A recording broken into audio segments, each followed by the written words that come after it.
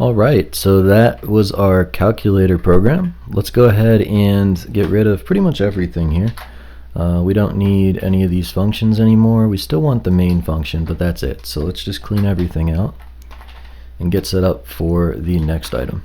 Let's talk about arrays. So an array is a way to store a list of multiple values into one variable on the left-hand side of the same type. So for example, let's say we have some pets, and we're going to set that equal to, and we have to say how many pets. Once we get the slices, we can be more dynamic about it.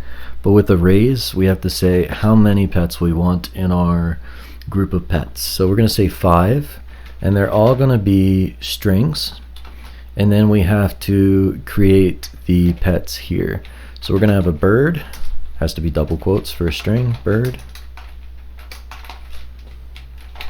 dog, fish, cat, and hamster, like that.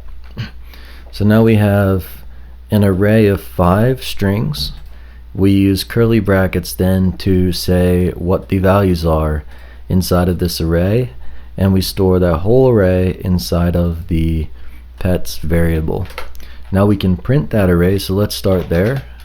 .println pets, like this. Let's save it, clear, run it, and you can see we've printed our array of 5 pets.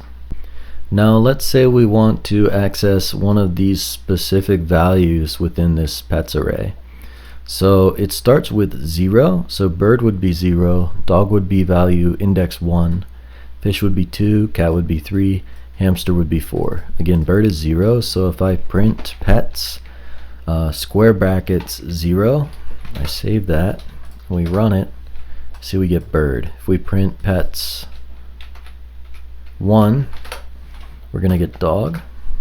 And again, if we go 0, 1, 2, 3, 3 would be cat. I'm just skipping around a little bit.